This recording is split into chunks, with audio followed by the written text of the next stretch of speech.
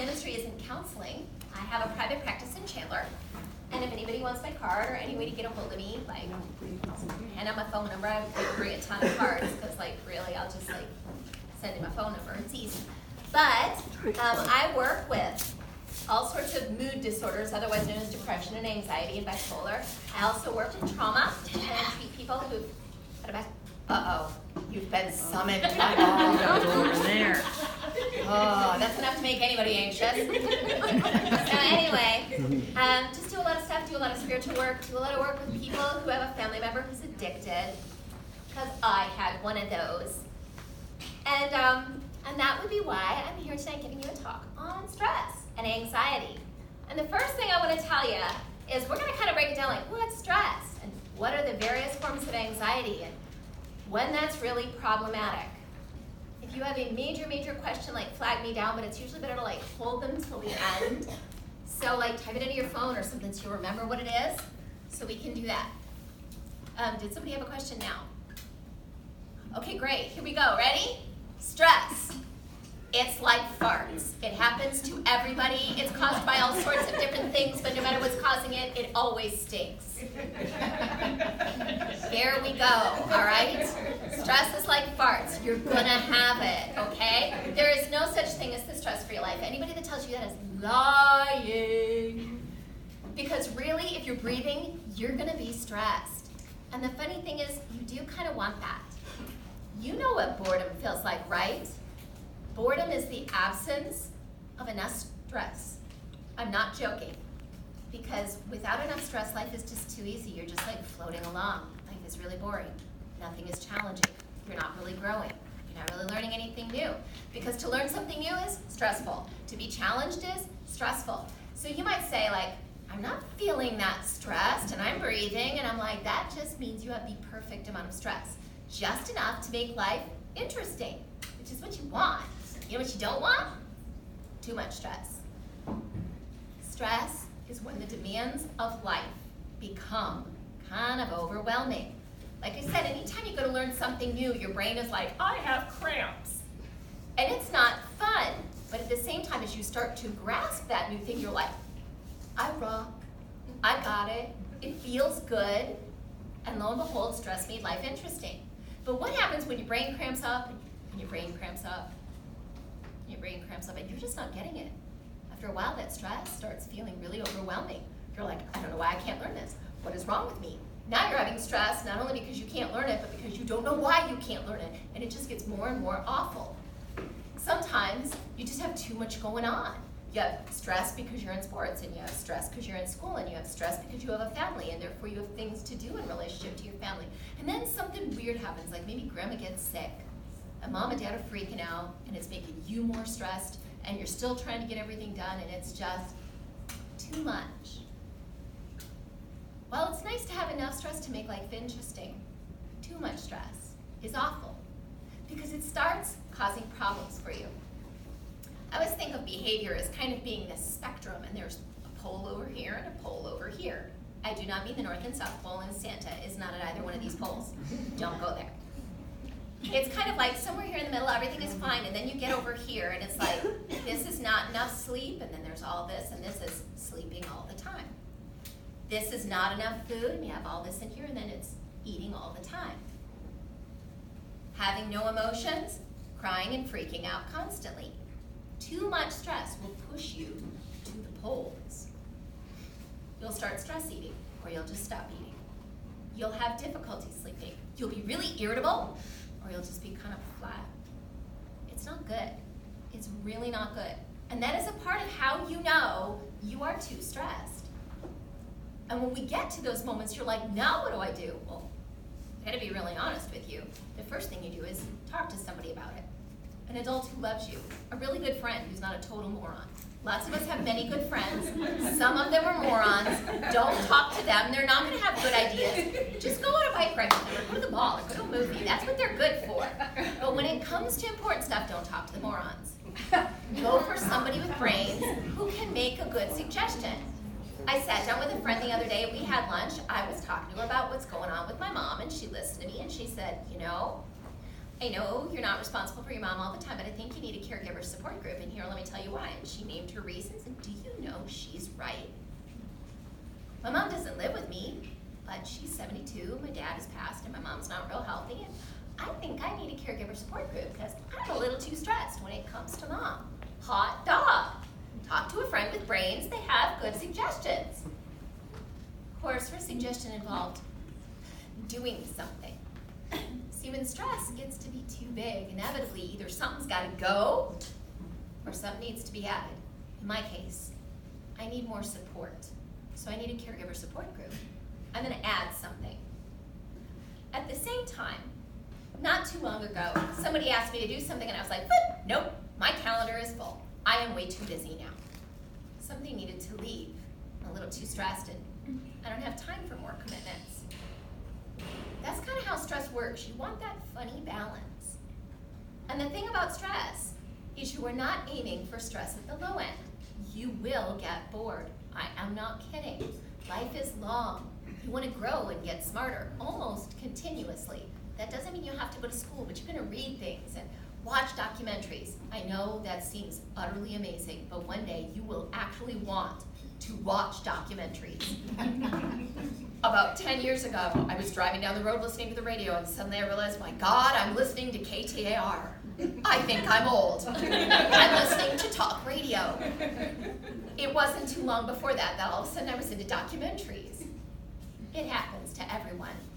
God bless you. I hope you're ready for it when it happens. You have a ways yet. But for all you parents, you know you're there. You totally listen to NPR sometimes and watch Channel 8. It's okay. It's normal. We all grow up and get weird like that. It's an adulting thing. You'll get there. Now, having talked about stress, I'm going to move on to anxiety. And the reason is, you're thinking, yes, but how do I deal with it? How do I deal with it? Don't worry.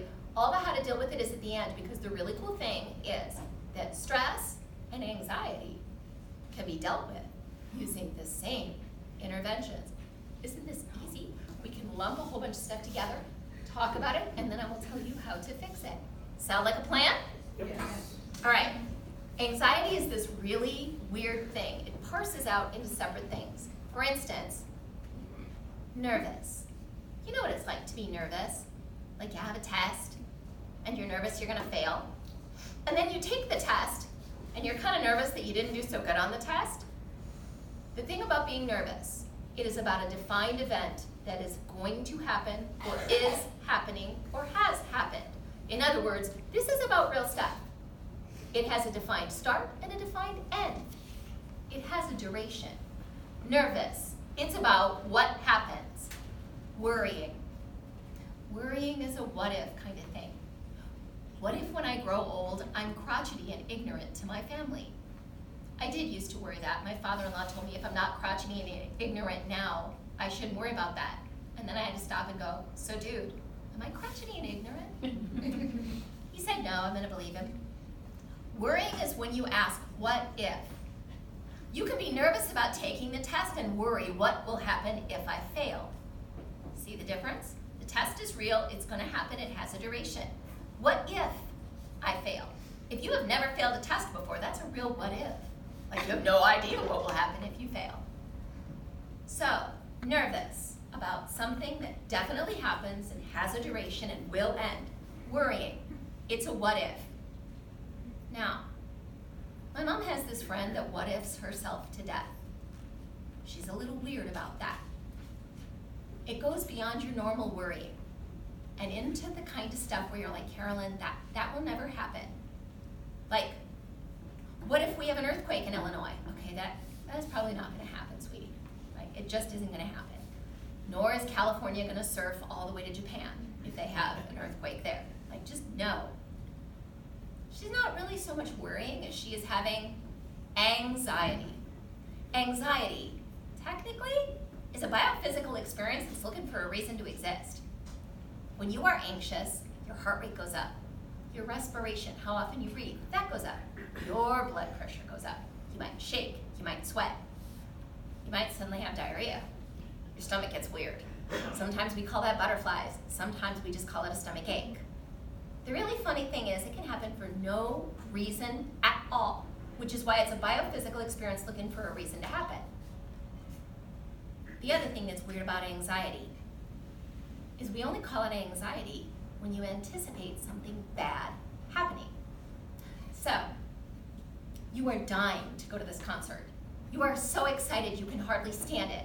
You're like sweating and shaking and you're breathing really fast and you have butterflies in your stomach and oh my God, you're having an anxiety response. It's just you're really happy about going to the concert, so you label it excitement.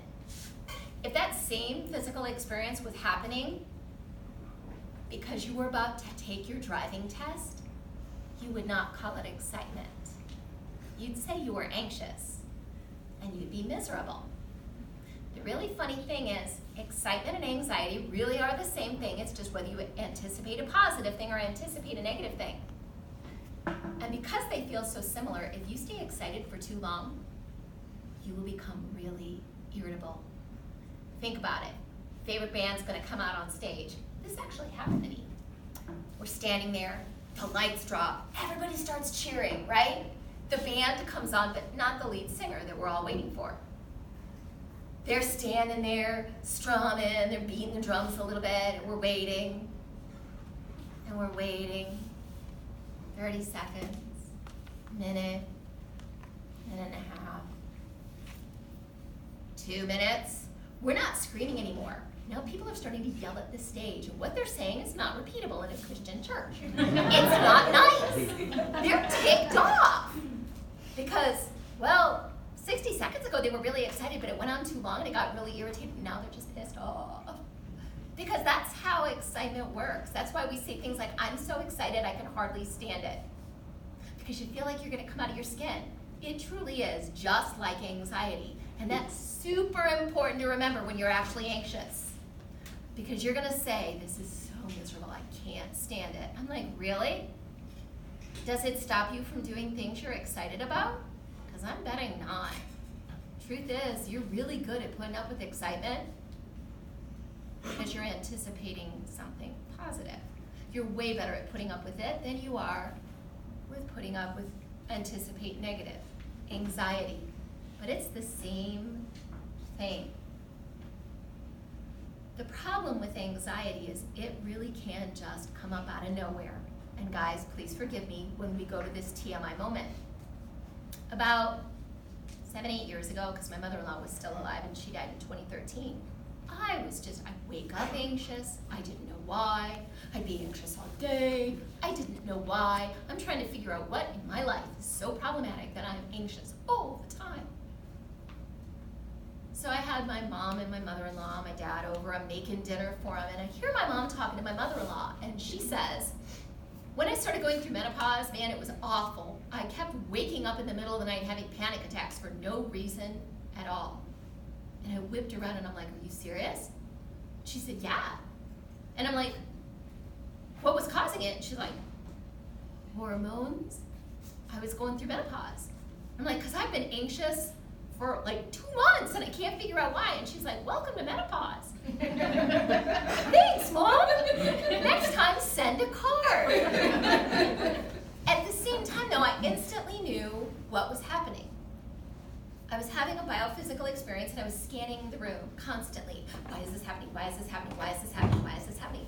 And I wasn't finding anything, which was just making me more anxious. I hated it. But the truth was, it was based on my hormones. And so I decided I didn't need to know anything more than, oh look, how irritating. Hormones. It's like reverse adolescence. It's just so annoying. And I don't need to be concerned about this. I still felt anxious. I still didn't like it, but it wasn't quite as emotionally annoying because at least I had some idea what was going on and I could just ignore it. Very often, when anxiety comes out of nowhere and you don't know what's causing it, nothing is causing it. It's a biophysical experience. I often, in my office, compare it to diarrhea. And the reason I compare it to diarrhea is I'm usually talking with somebody who's had a panic attack. Anybody, if you feel comfortable admitting, anybody in the room had a panic attack? I have totally had a panic attack. They suck so bad. But what's crazy is when people are having them, they're like, I'm gonna die. I'm really gonna die. feel like your heart's coming out of your chest, you feel like you can't get a deep breath, you have this sense of impending doom, my God, it's so awful, this is really bad. You end up in the emergency room sometimes. It goes on for like 20 minutes. And then after that, you're like, what caused me to have this panic attack? Anxiety, a biophysical experience looking for a reason to happen, right? So you start looking for what caused that, and you think, well, okay, I was in the mall when it happened. I need to avoid the mall. People do this, they really do. I was with my friend Joe. I need to avoid Joe. Whatever it is, they don't want it to happen again, so they like, I'm not gonna do that anymore. I'm gonna avoid it. And they start becoming anxious about the fact that, my God, I might have another panic attack. That's known as secondary anxiety. No joke, it's when you're anxious about becoming anxious.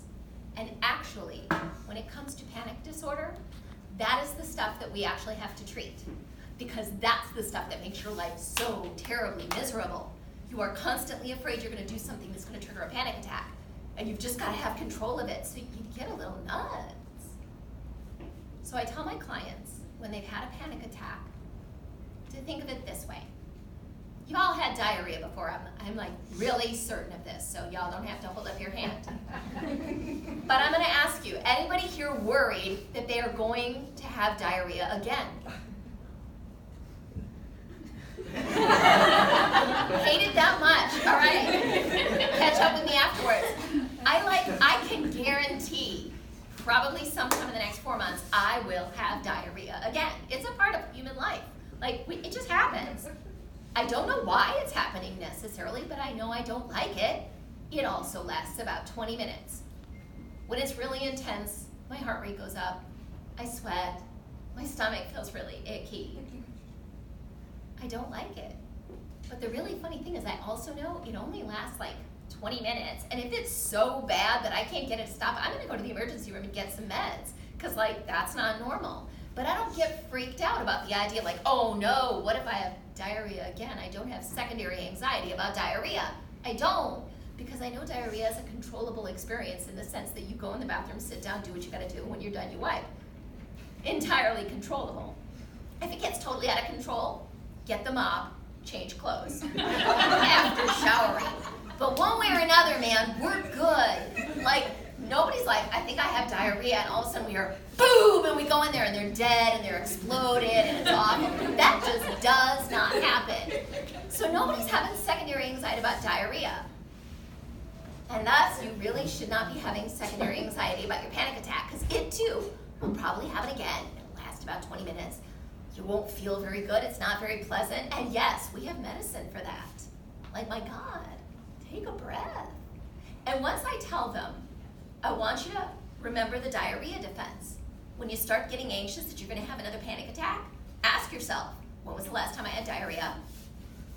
Do I remember it to the minute? Did I rush to the hospital? Am I good? Am I worried about having it again? Relax. And I compare it to diarrhea because it tends to make people giggle. When I'm remember the diarrhea, and they're all okay, yeah. But it makes them laugh, and it makes them relax about it. And that is the thing about anxiety. The goal is take a breath and relax. Anxiety, when it really gets going, man, that is an unpleasant experience. And actually, if you're nervous enough about something, or really, really worried about something, or just stressed beyond all, it's a really unpleasant experience. All of it kind of falls into that umbrella of what our society calls anxious. So what do you do about it besides remember the diarrhea? Well, first, really seriously, you go talk to somebody about it. 9 times out of 10, starting to talk about it, you will start realizing what you need to do. You'll clarify things for yourself, or your friend or your parent will just be like, we can fix this. Take a breath. It's cool. It really helps. It was a lollipop. Oh, I thought maybe somebody oh! Couldn't take it anymore. You killed my daughter with your words. Really, really anxious. Yeah, there it goes. Lollipop suicide was awful. Nonetheless, talking to somebody about it really has a profound effect. And if you are really off the charts with anxiety, the truth is, that other person will probably be able to tell you, like, wow, that's a little much. You should probably see a doctor. And you can do that. That is one of the things we'll talk about. But I'm gonna be really honest with you. A whole lot of taking care of stress and anxiety is the same stuff you get told all the time. Eat healthy food, get lots of rest, exercise. And I say that in that tone because when you tell someone, you would do a lot better if you'd stop eating nothing but Tostinos, pizza, chips and dip. And if you get outside and walk or ride your bike a little bit, maybe like go to sleep before 2 in the morning, it'd be great. And they're like, they hate me when I say these things to them. And mind you, I only counsel adults, so when they roll their eyes at me and heave a sigh like that, I have to refrain from saying, how old are you? And yet, that is what I have to tell people. Like, yeah, Oreos are great. Don't eat them for dinner. It's not gonna help your anxiety. Why? Well, I don't know. I think it would be because your body has so many moving parts. And they need nutrition, like real nutrition, like Oreos are super tasty. But your body needs a little salad and a little bit of fruit and some whole grains and some lean meats or something nice like beans that has protein and fiber in it if you're a vegetarian or a vegan. Like you gotta eat the good food, excuse my phrase, not just the crap food, because that will stress your body out, which makes it harder for your body to deal with regular stress. And yeah, you really need to get some rest. Notice I didn't say sleep. Yeah, that was another lovely discovery of menopause. Totally, hormones totally screwed up my sleep schedule. And so I had to learn to just like lay in bed, close my eyes, breathe really deeply, and just lay there. My mind did like talk to me 100 miles an hour, because it always does. I'm like a squirrel on crack, okay? Just get with that idea right now. Like when the Lord made me, he just put in a huge heaping dose of ADD and was like, let's be good with that, okay? You look a little cracked out, but I love you. So I'm like, all right. So when I'm laying there awake, but with my eyes closed trying to rest, my mind's like, I'm like, oh yeah, whatever. And I breathe really deeply because your body needs the rest. Your brain's gonna go all night whether you're awake or asleep. You may not realize that, but actually some of the best processing your brain does is while you're asleep. And so your brain chattering away doesn't really mean much. Just lay there and rest your body.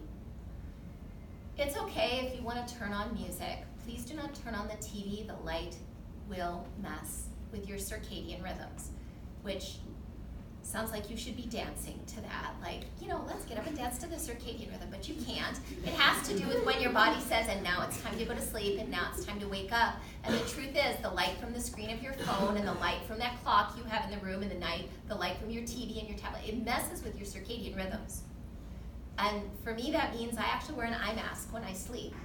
I have long thought about getting an eye mask that has 2 eyeballs printed on it, like bright open with like red lines. But I'm just really afraid my husband would wake up in the middle of the night and I'd be laying there next to him and he'd be like, ah! So I don't do that. I actually just get a black eye mask. But it's just there for me so that I will stay asleep, because once the sun comes up, my brain is like, time to get up. And at certain parts of the summer here in Arizona, that's like 5 o'clock in the morning, and that's just outrageously ignorant. I am not getting up at 5 a.m. So I wear an eye mask, okay? When I really can't sleep, sometimes I do listen to music. I suggest you listen to boring grown-up music. Because for those of you that are really into metal, it's gonna make you wanna get up and move. Or it's gonna make you start having emotions. For those of you, like most of us listen to music that like moves our emotions. I have music to clean house to, and music to dance to, and music to cry to, and music to be really pissed off to. Like I use music for my emotions. I'll bet you do too. That's what art is for. Yeah, that is the wrong thing to be listening to when you're trying to sleep unless you really, really, really need a good cry. If you need to cry, go ahead, listen to music. It will make you sleepy, you'll go to sleep. Any other emotion, gonna make you wanna get up and move. It will not let you rest. So listen to boring music. Sorry, that's the truth. It's what I do. I even have gone so far as to listen to classical, which, God help me, that's difficult. But I do it. because classical's not my deal. Like reggaeton, that's my deal. You can't listen to that, I dance across the bed and knock my husband right out. So, eat well, sleep well. Now here's the other one. Exercise. You notice I saved that one for this finger? Yeah, really. Okay, get out and move. Here's the really funny truth. Anxiety is like this really buzzy energy. It's like somebody installed a hive of bees into your body. Your body will use that energy, and it doesn't care where it comes from. It doesn't care if it's happy energy or angry energy or anxiety energy. It doesn't care if this is what you normally do when you get it. It doesn't care what you use that energy for. Clean the house, go on a bike ride, go for a run, walk with your friend, try some rollerblades. I don't care. Do tumbling in the backyard, swing on the swing, go to the park, climb on the jungle gym.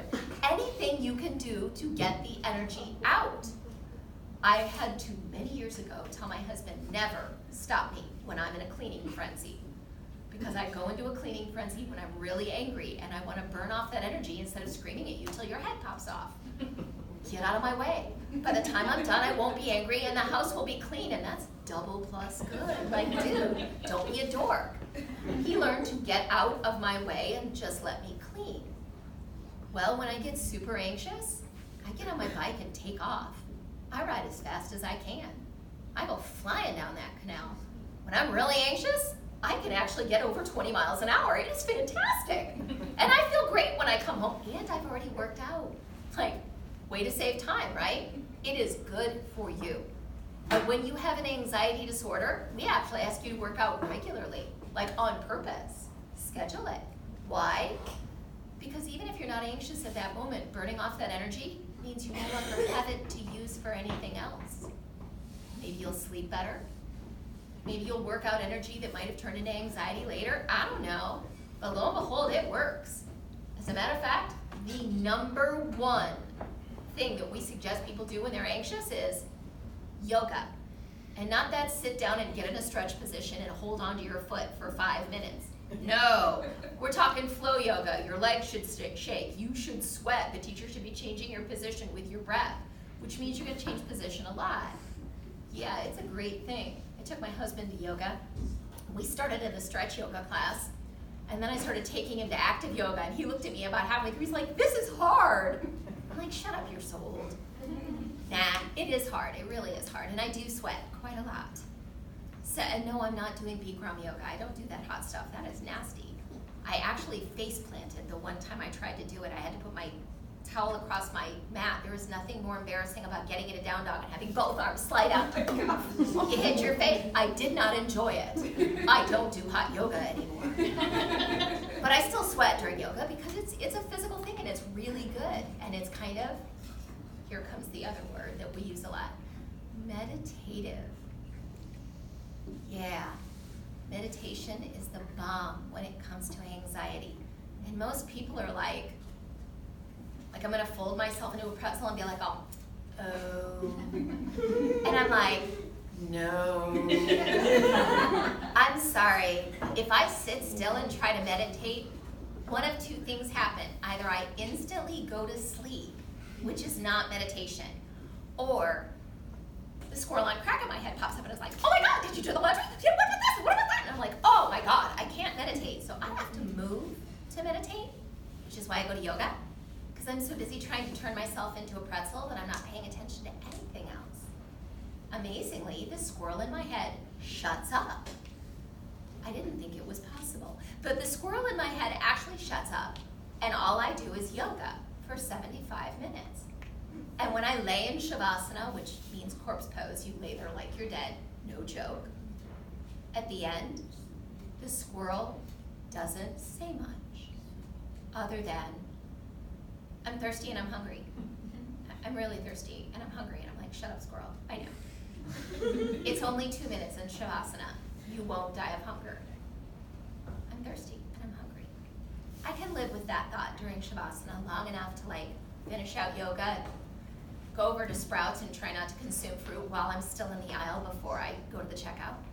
But yeah, it actually helps. Trust the squirrel on crack. If it will calm me down, it will calm you down. To that end, I will be teaching teaching you some meditation before we're done. No, we're not going to get a mantra, and you're not going to sit like a pretzel. But I will make you sit with both feet on the floor and your hands in your lap, and I will make you sit all the way back. You don't have to do that now. But you need all of your body parts supported so that your muscles can relax. The last time I did a yoga meditation, somebody got really relaxed and tipped over. Luckily, they tipped towards the person that was beside them instead of out into the aisle. That would have been disastrous. If you really, really relax, it's good. Please don't fall out of your chair. That's bad. So, I talked about worry earlier.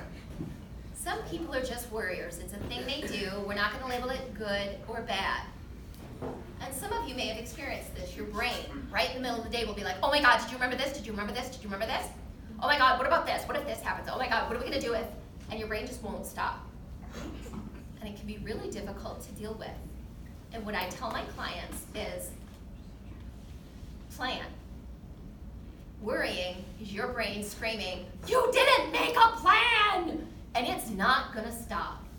It really isn't gonna stop until you make a plan. Your brain is your friend.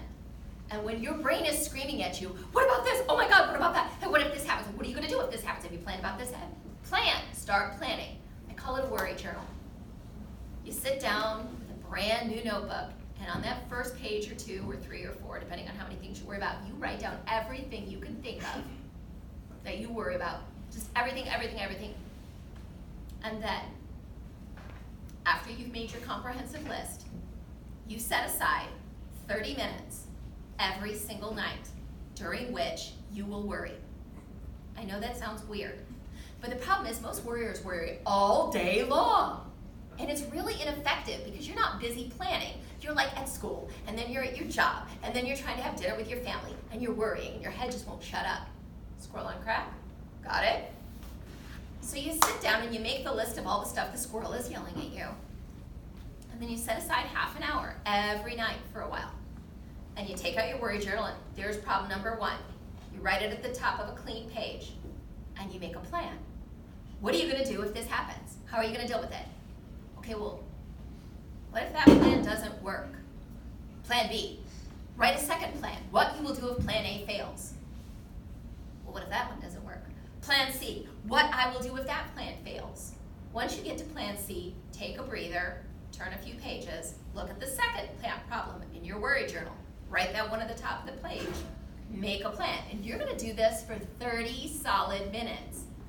If you're really, really worrying, I'm going to make you do it for an hour because I'm a counselor and I can be mean like that.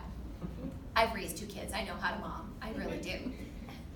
Amazingly, you are not allowed to worry during the day, during that period. If you are setting aside a time to worry every night, you must worry efficiently. None of this, excuse my phrase, half-assed worrying stuff. You need to get busy and be serious during your worrying time, and that means no inefficient planning and worrying during the day, only during your time that you're supposed to sit down and worry.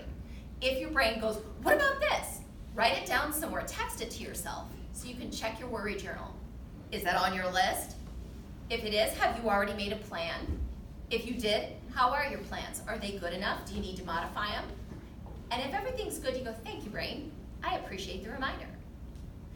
And if the plan's not good enough, you fix your plan and then you say, thank you, brain. I appreciate the reminder. You know, if you listen to your brain often enough and actually do what it tells you, do you know that it stops screaming at you in the middle of the day? The first time I had somebody do this, I actually used the most traditional form of this intervention. I'm like, for God's sakes, man, you are so inefficient. Why are you worrying all day long? You need to be planning and you need to be worrying much more efficiently. You need to set aside an hour every single night. And I told him how to do the worry journal. And I sent him away. And 7 days later, he came back and said, I did exactly what you said. I have a small notebook. If anything comes up during the day, I write it down and I go home and I spend my hour, but I'm running out of things. So what are you talking about? It's like, I'm running out of things to write plans for.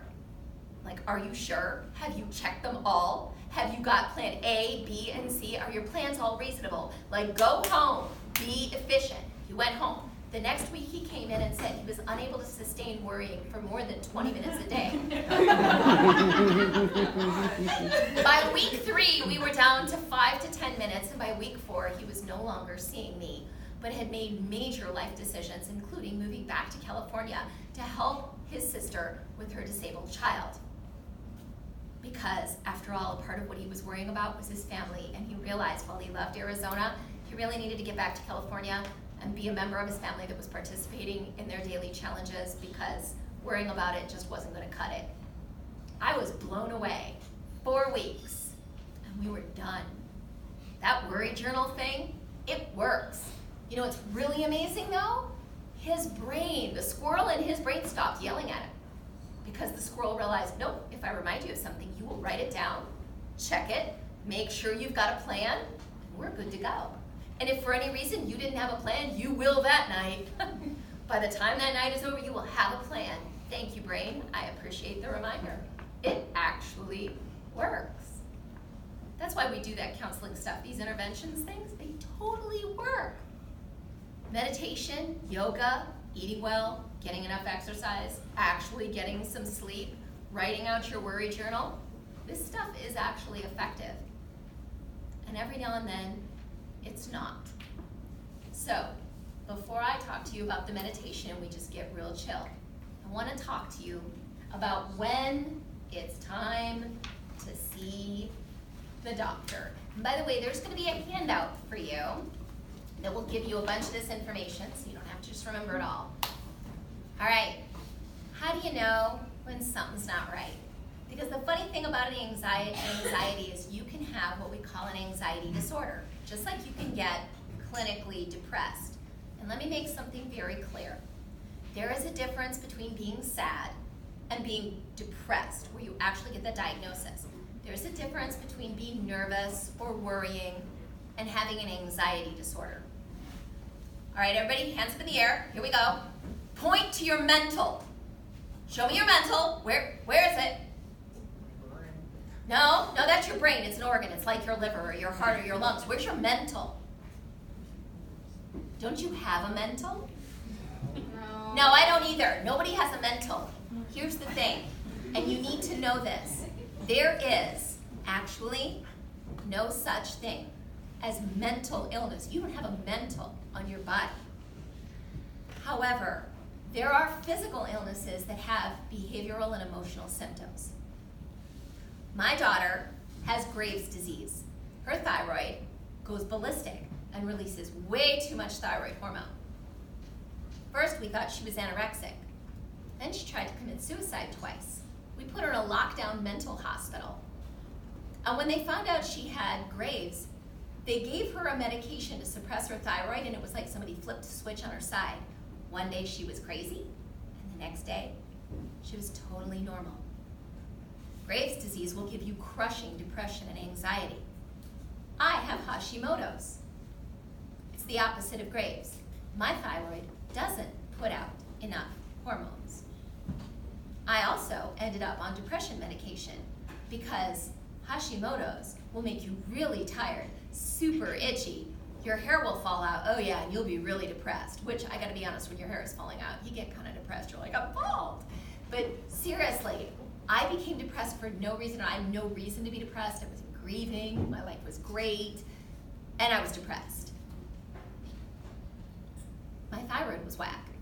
I had a lady sitting in my office who had really bad depression, that nothing we were doing was working, and she made a very casual mention of something that, when she described it, I realized was neuropathy. It's when you have funny firings in the nerves in your body. It feels like electricity is in you. It's very uncomfortable. And it hit me. Oh my goodness, this woman is very sick. And I made her leave my office immediately and go to the nearest urgent care and told her to insist that they test her blood sugar. Her blood sugar was over 500. She had very severe diabetes. She was taken directly to the hospital. And the reason we couldn't get rid of her depression, not with medication, not with counseling, is because untreated diabetes will give you horrible, crushing depression. You all know what diabetes is. It's when your pancreas doesn't give you enough insulin. And yet, it will give you depression. If you have depression and you don't get it treated, it will start destroying your physical health. There is no mental in your body. There are only physical illnesses that, left untreated, will have behavioral and emotional symptoms. And there's a ton of them, other than the ones I just named. So, when you have a diagnosable mental illness, which you actually have is a physical illness that needs to be treated with medication, and like many other physical illnesses, like diabetes, there are lifestyle things that we do to help you deal with that illness. And one of them is counseling, where you learn how to take care of yourself and your mental space in such a way that depression can't get in there and muck it all up. Because depression will change your thinking patterns. My daughter had Graves. She became terribly depressed and anxious and thought she needed to die. That's not a healthy thought. And left untreated for a long time, it can leave you with a lot of damage. My daughter still struggles with her eating disorder that she got because of Graves. Hot dog. You can need a counselor and medication. It's not enough to just take your pill. If it was that easy, I'd just have a church somewhere and we wouldn't have to have this talk. It'd be like, go to the doctor, you're done. But pretty much, any illness that impacts your behavior and your emotions is going to need a counselor to help you manage it. And some of those illnesses are actually chronic. In other words, once you're diagnosed with it, it doesn't go away. We don't have a cure. We don't have a cure for bipolar. We don't have cures for schizophrenia or schizoaffective. PTSD can be treated, but we can't always eradicate it, especially not when it's very severe. So, I want you to hear me say this. When it's really hard on you, go see a doctor. Like, seriously. It's not some mental failing. You're not cray. You're sick. If you had an infection, you'd go to the doctor. If you had diabetes or kidney failure or a liver problem or major stomach issues, you'd see a doctor. One day, I swear to you, we will be able to image the brain and see how that illness is impacting you and diagnose you, just like that. But that's not right now. So you're gonna have to go to your doctor and be super honest. Now, how do you know when it's time to go to the doctor? Well, first of all, if you have more than one panic attack, it's time to see the doctor.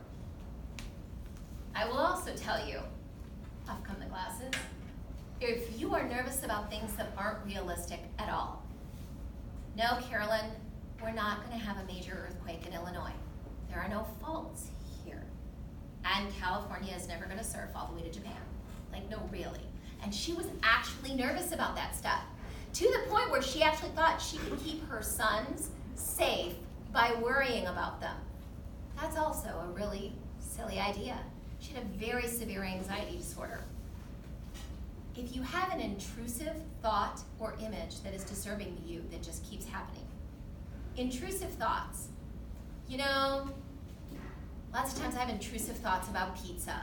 I'll just be sitting there watching TV and it's like, I want pizza. It just pops into my head. Real intrusive thoughts that are disturbing, though, tend to be the kind of thought you don't want to have.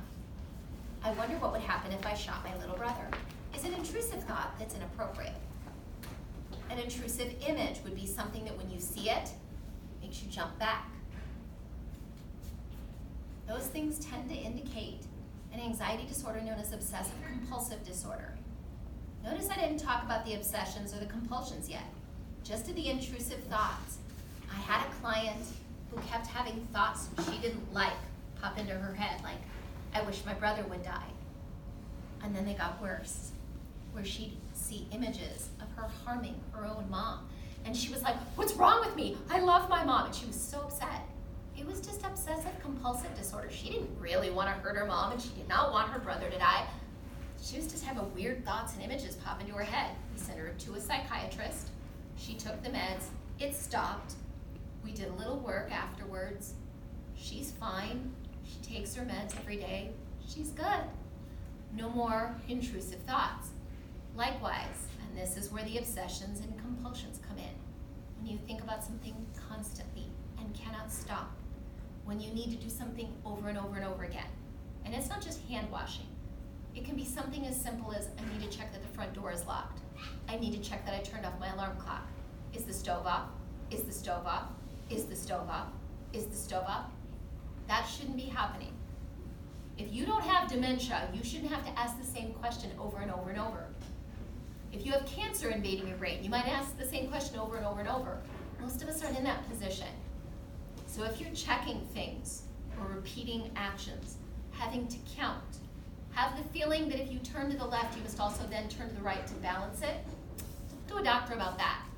You may have the beginnings of OCD. Better to catch it early before it makes you miserable. If you ever start feeling really uncomfortable about how long the anxiety goes on, how intense it is, how often it's happening, talk to your doctor.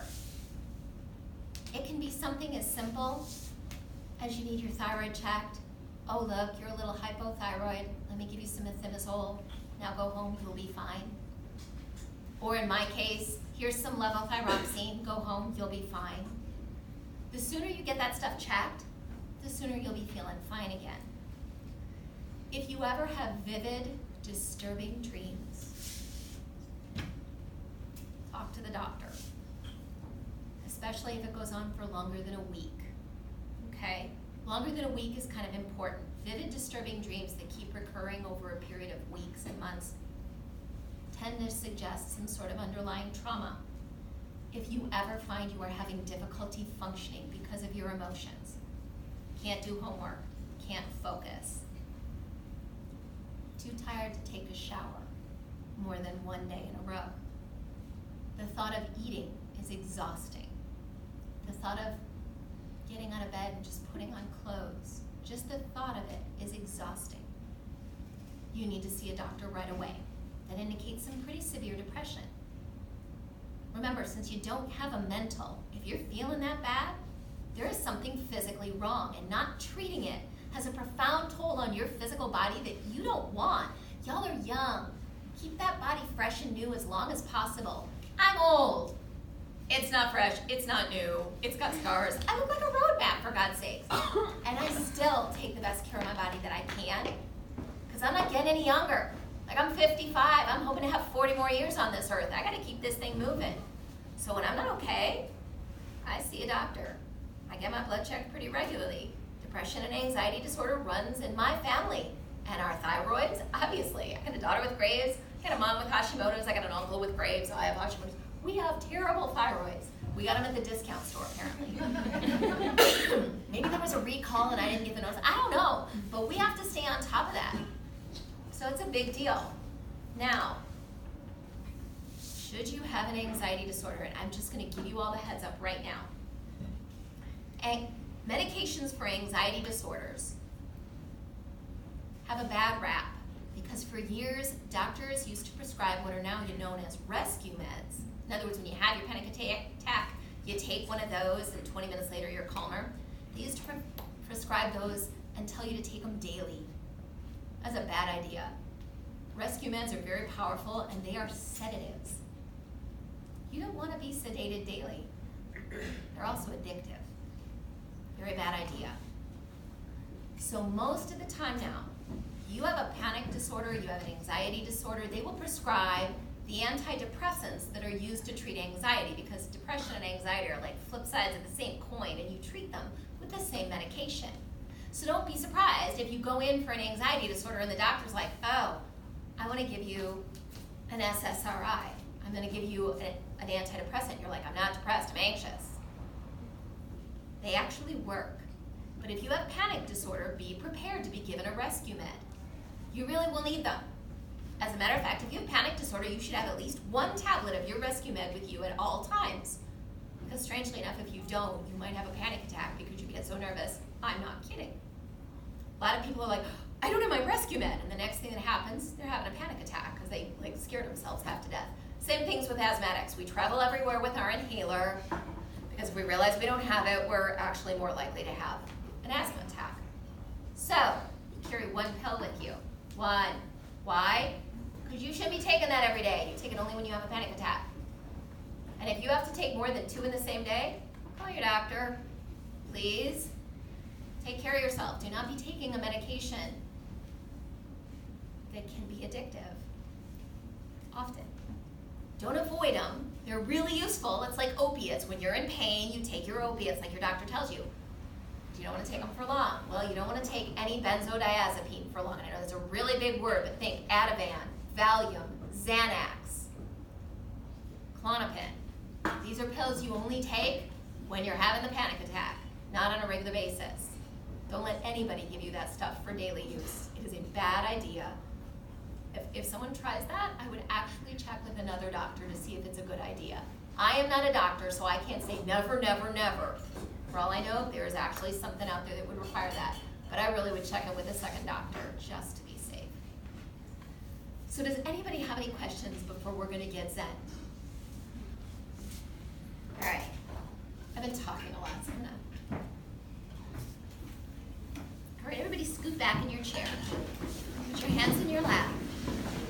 Because we're fixing to breathe. If you haven't been breathing until now, I'm a little worried about you. If any of you have ever taken a yoga class, they talk about pranayama, the power and energy of breath. Your breath is very, very powerful. For instance, when, let's say, you are being chased by a really big, scary dog, you will breathe in little tiny pants. Not because you're running, although you will be running if you're being chased by a really big, scary dog. It's because your brain says, keep my lungs inside my rib cage, don't expand them fully, because something terrible could happen and pierce me, and then it would pierce my lung, and now I'm going to die. So you will take tiny little breaths, trying to keep your lungs inside your lovely and protective rib cage. Your body does this automatically. So if I had you sit here and pant, I could actually induce a panic attack in at least one of you. Seriously. That's how powerful your breath is. And that's because your brain believes what you're doing physically, no matter what else is going on.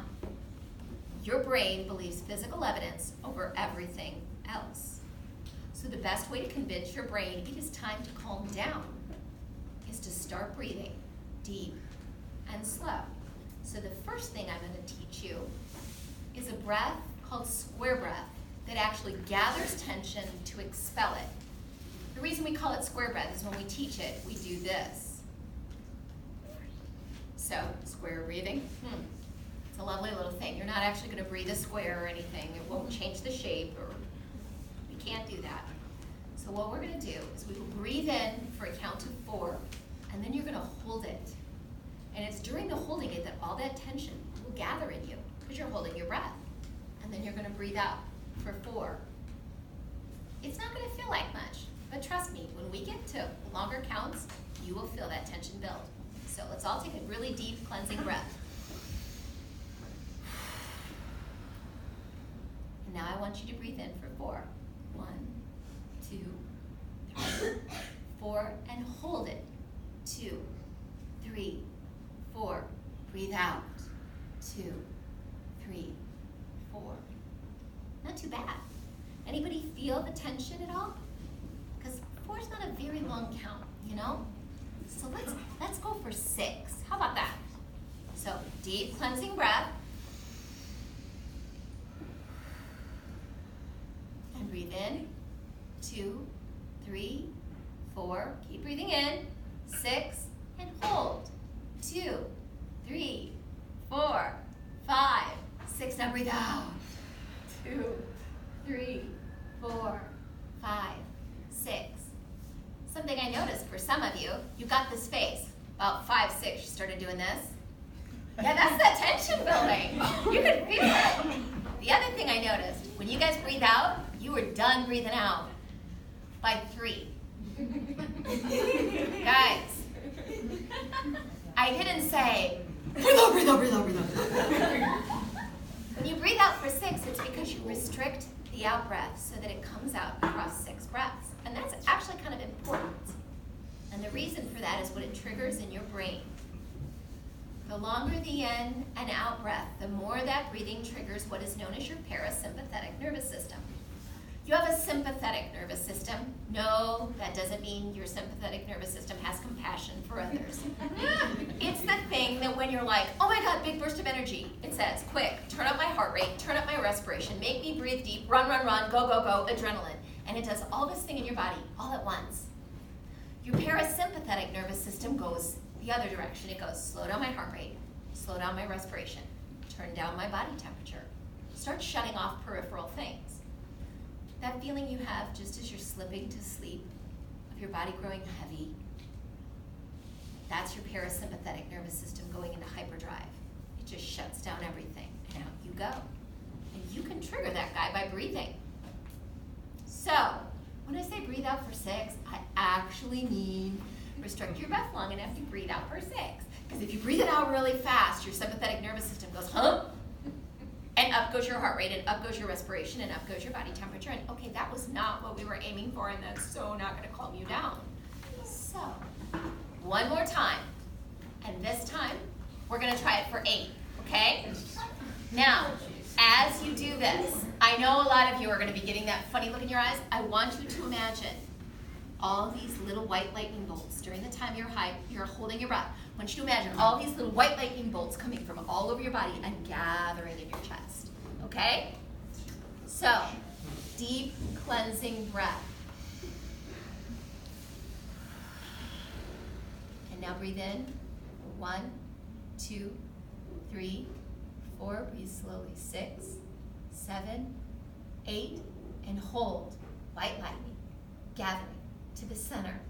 5, 6, 7, 8. Breathe out. 2. No giggling. 4, 5, 6, 7, 8. I know. White lightning. Sounds like moonshine, I have to admit. White lightning. Sorry, I said white lightning. I thought moonshine. What did you think of? It's like that's what it feels like when I open my eyes too Little sparkles. Yeah. The reason I say white lightning is I do a guided meditation with my clients where I want them to think of all the tension coming from all the places in their body and gathering so you can breathe it out.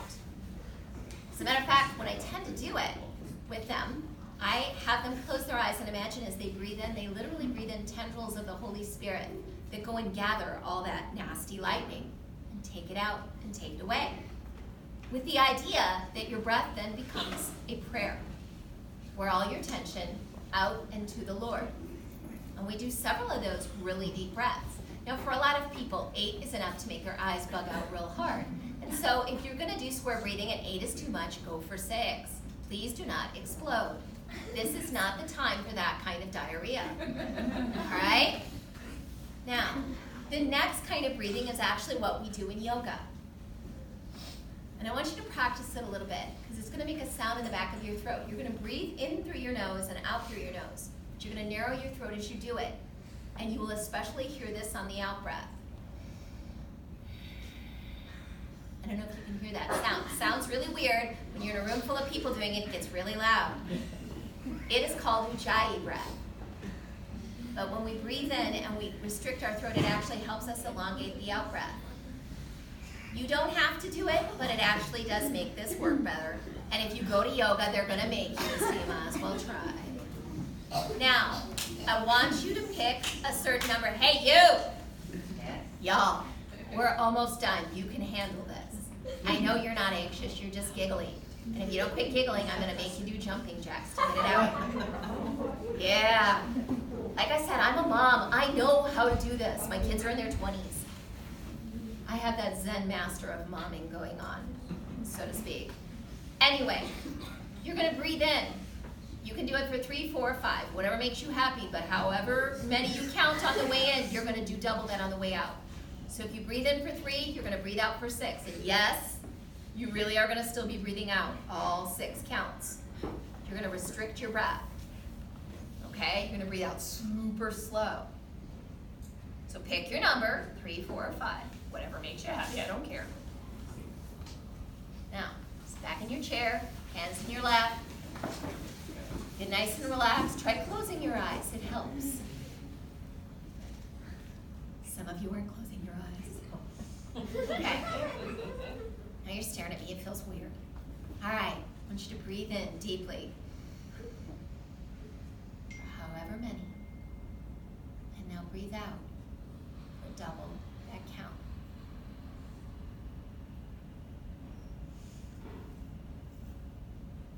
Notice some of you breathed out through your mouth and some of you through your nose. Which of those you choose determines what goes on in your brain.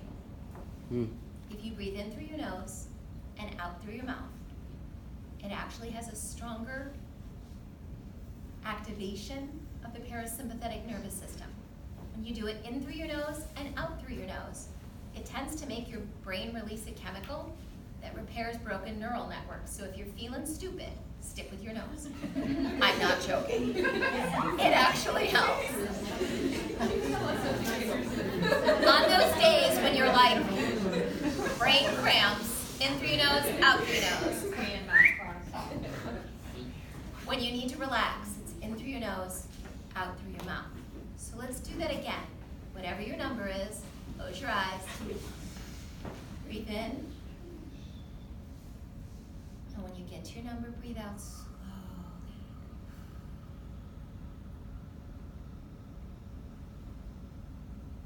And breathe in again. And when you reach your number, breathe out slowly.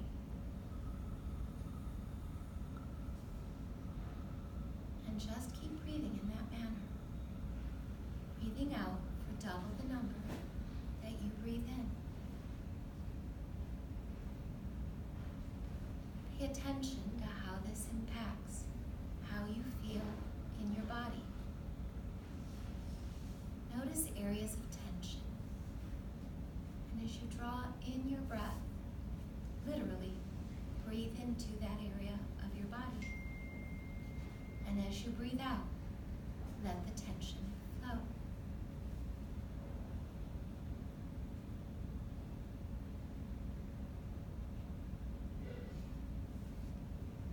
When you're ready, open your eyes.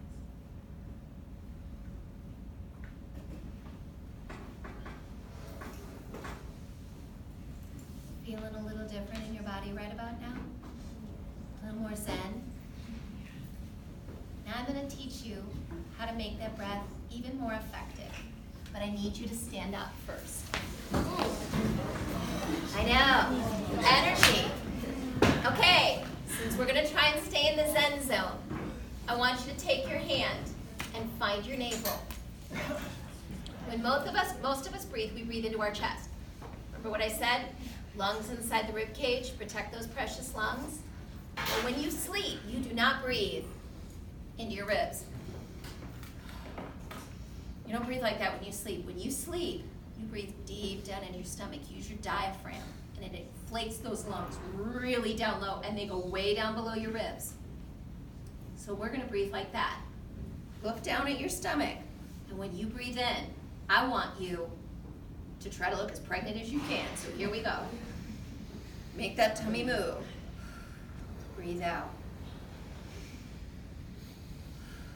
Now, if you are having trouble moving your navel, I want you to literally use your stomach muscles and push out to try and look pregnant as you breathe in. So really inflate that tummy. After a few times of doing it, you will find that it's easier to do.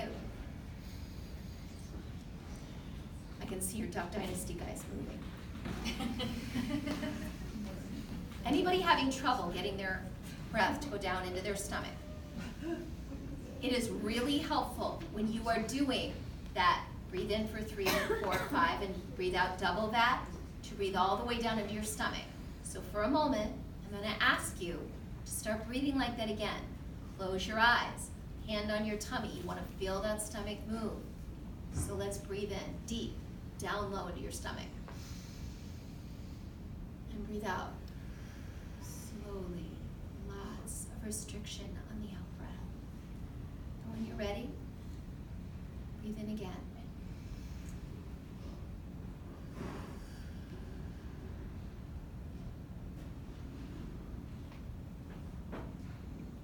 And just keep breathing in and out. double the time out that you take in.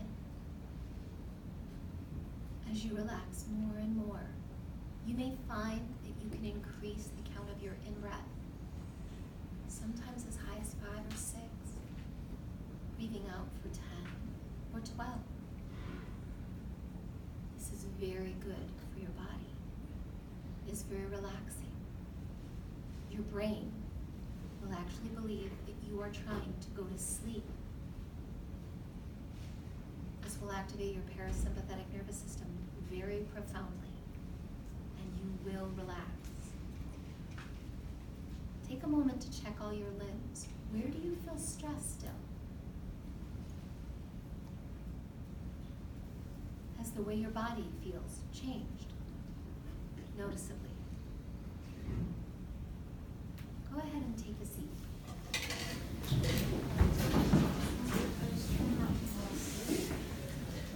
Now, on your way out, I will have a meditation for you that you can literally put on the wall. You may have to copy it because women pee sitting and men pee standing. It's called the urination meditation. And it's because you're going to do it every time you go pee. I created this for caregivers because usually the only time that they're alone is when they're in the restroom, okay? And they're really stressed people. The goal is that every time you sit down or stand up to go to the restroom, you're going to breathe in and breathe out double that the whole time you're in the restroom. And you're going to do it every time you go to the restroom for a very specific reason. There is a thing called autogenic relaxation, and it can be cued by a number of things, but it happens when you practice a relaxation technique and associate it with a certain cue, whether it's a set of words, holding on to a certain item, sitting in a certain position, or going to the bathroom. And would it not be spectacular if every time you had to take a pee, you suddenly relaxed profoundly? Like all the tension just left your body. And you would feel calm. Like imagine how cool that'd be. You can actually do that. And there is a copy of that meditation for each of you. Take it home. If you have to, make a copy of it so you can have it on the wall for those who stand and on the other wall for those who sit. And practice it every single time. The goal being, if you can get some autogenic relaxation going every time you use the restroom, you will do so much good for your health because your blood pressure will be lower and your heart rate will be lower and you will emotionally be calm, so you will be thinking clearer, you will be more relaxed, you won't burn so much of your energy on just being nervous, and you can save it for what you really want to do. Like go out and have some fun.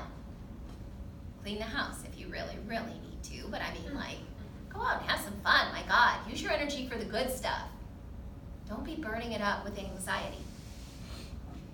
Now I want to do one more meditation for you, and this is going to actually require that all of you be very, very quiet. If you're not able to, for one reason or another, join in, I just ask that you not disturb others, okay? So I'm going to ask everybody to get into that seated position, hands in your lap. And I want you to start breathing deep into your stomach. We're going to start by closing our eyes and taking a deep cleansing breath.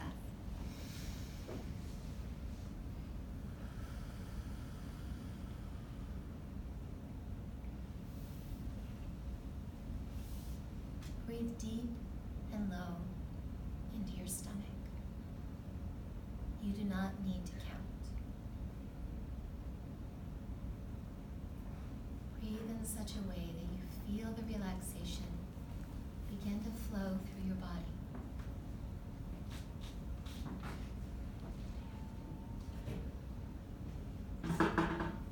As you relax, you will feel the tension begin to flow through your body like water. It will begin at the top of your head and slowly flow downward. With each breath in, it gathers. And with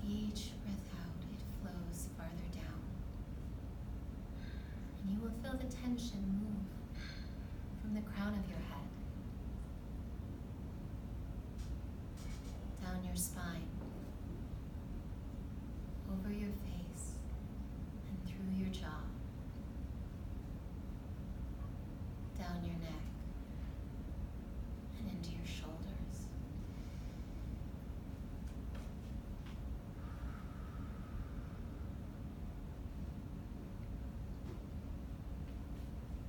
Down your shoulders and into your arms.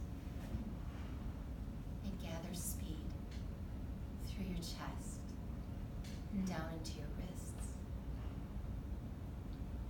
to the base of your stomach and dripping out your fingertips.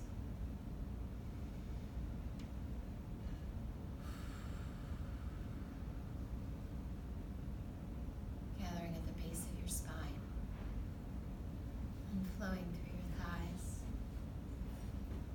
washing over your knees and down into your calves,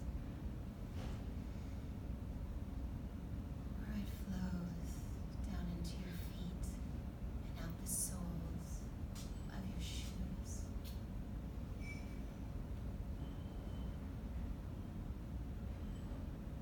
We're going to go into a space now that belongs only to you and God. In the house of your mind, there are many rooms. One of them is the storage closet for your concerns.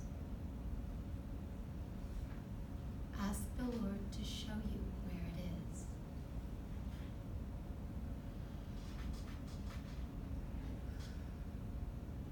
And let Him lead you there.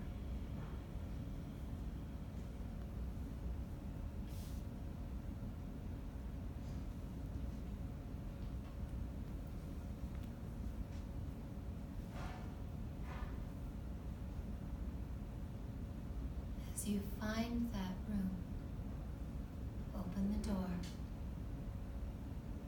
The light will come on as you go inside.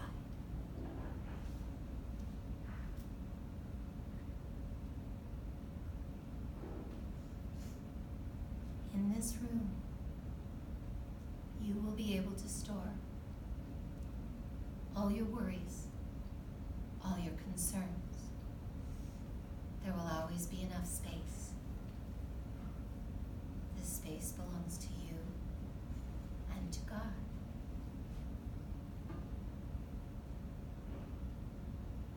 Look around the room. See what's there.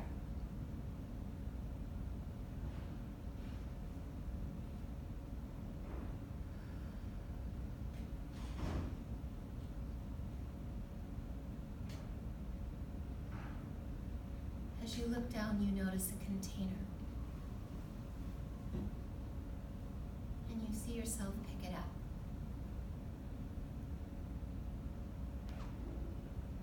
No matter what size it is, it will always be big enough to hold everything you need to put there. This room is of God. It will always be enough.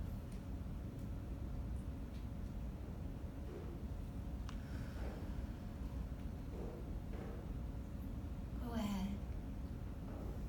Put your concerns in the box. The container will hold whatever you need it to. Pour them all out in front of the Lord into that container.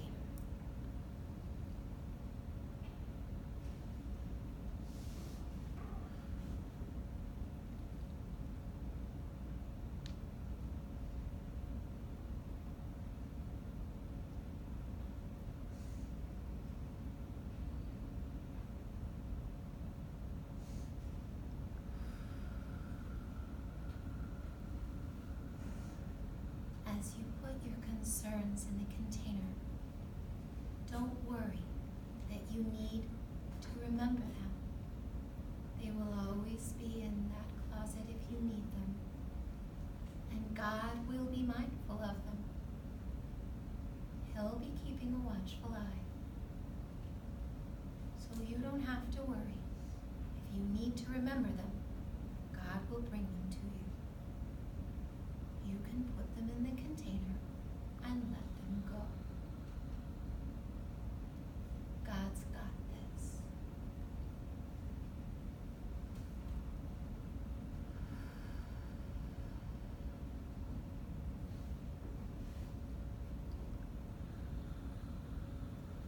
If you have any concerns you haven't put in the container yet, put them in now. You don't have to explain them. God totally understands them all.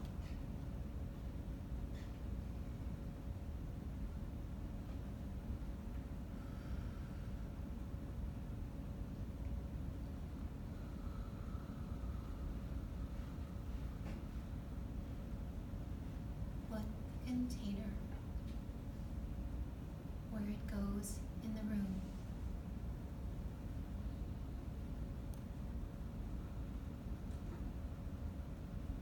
If there's a lid, put it on.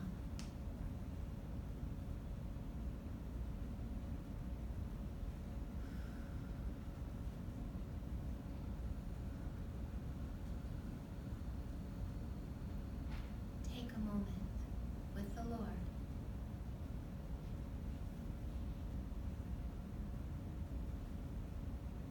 Let Him tell you what you need to know.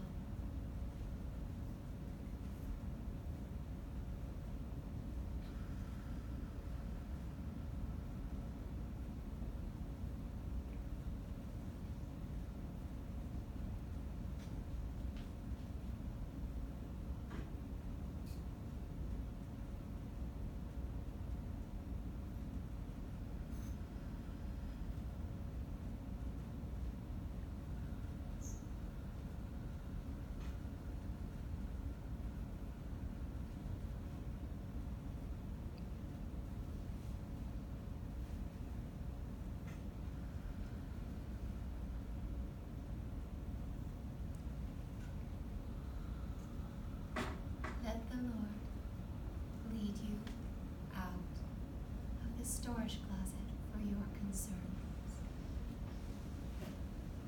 and into the brighter rooms of the house of your mind.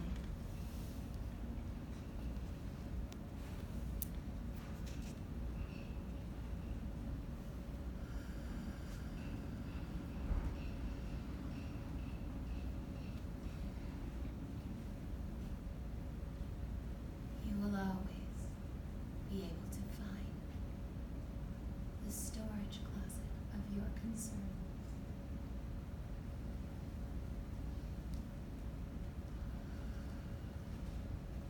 The Lord will help you.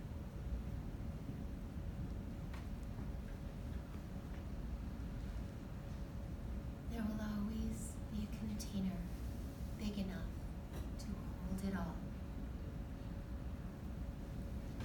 The Lord will help you.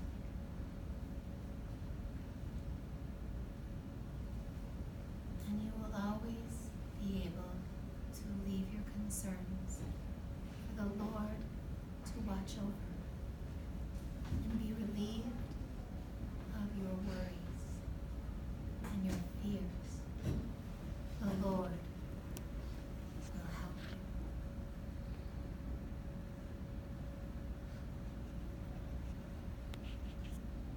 It's almost time to come back. Say your final words to the Lord for this moment.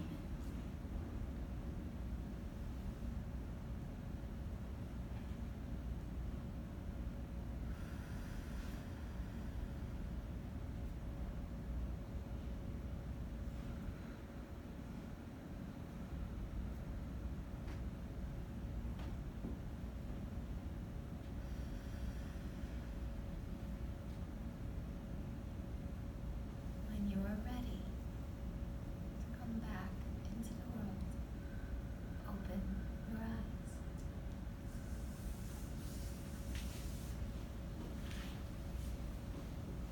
Now, guided meditations are not everybody's thing, so if that didn't work for you, it's okay. For some of you, You may have found that very relaxing, and I'm glad. There are a number of apps and websites that have really great stuff on meditation. One of them is called, literally, calm.com. Another one is at insighttimer.com. That's INSIGHT timer, TIMER.com. And those are there to help you with meditations. Sometimes it takes a little bit of learning, and the more often you do it, the better it works, which is why the urination meditation. Learn to breathe while you pee.